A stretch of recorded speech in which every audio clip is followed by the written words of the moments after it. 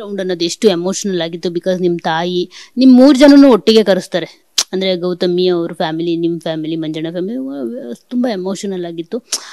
ಒಂದು ಮಂಜಣ್ಣ ಅವ್ರ ತಂದೆ ಅಳೋದಂತೂ ಇನ್ನೂ ತುಂಬ ಎಮೋಷನಲ್ ಆಗಿತ್ತು. ಸೊ ಅದು ನಿಮ್ಮನ್ನು ಎಷ್ಟು ಎಮೋಷನಲ್ ಮಾಡ್ತು ಆ ವಿಡಿಯೋ ಎಲ್ಲ ನೋಡಿದಾಗ? ಆ ಫ್ಯಾಮಿಲಿ ರೌಂಡ್ ಆ್ಯಕ್ಚುಲಿ ಬೇಕಾಗಿತ್ತು ನಮ್ಮೆಲ್ರಿಗೂ. ಯಾಕೆಂದರೆ ನಾವೆಲ್ಲರೂ 3 ತಿಂಗಳಾಗೋಗಿತ್ತು, ಒಂದು ಸ್ವಲ್ಪ ಕುಗ್ಬಿಟ್ಟಿದ್ವಿ ನಾವು ಮಾನಸಿಕವಾಗಿ.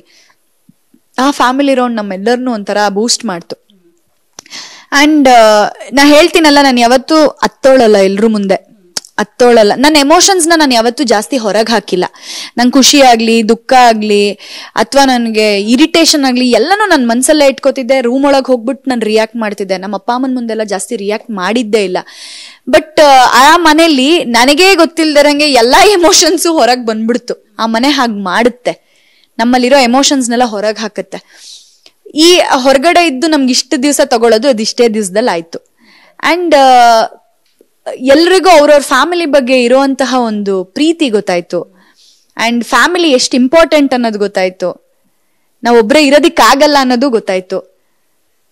ನೀವು ಮನೆಯಿಂದ ಬಂದ್ಮೇಲೆ ನಿಮ್ಮ ತಮ್ಮ ನಿಮ್ಮನ್ನ ಕಂಡುಹಿಡಿದ್ರ? ಈಗ ಗುರ್ತಿಡಿದಾರಾ? ಈಗೊಂದು ಸ್ವಲ್ಪ ಪರವಾಗಿಲ್ಲ. ಈಗೊಂದು ಸ್ವಲ್ಪ ಮರ್ತೋಗ್ಬಿಟ್ಟಿದ್ದ ಅವನನ್ನ. ಈಗೊಂದು ಸ್ವಲ್ಪ ಪರವಾಗಿಲ್ಲ. ನಿಮ್ಗೆ ಅದು ಬೇಜಾರಾಯ್ತಾ? ಅಫ್ಕೋರ್ಸ್ ಬೇಜಾರಾಗಿರುತ್ತೆ, ನೀವು ಮಗು ಥರನೇ ನೋಡ್ಕೊಂತೀರಾ ನಿಮ್ಮ ಮಗನ್ ಥರ. ಹೌದು, ಸ್ವಲ್ಪ ಬೇಜಾರಾಗೇ ಆಯ್ತು.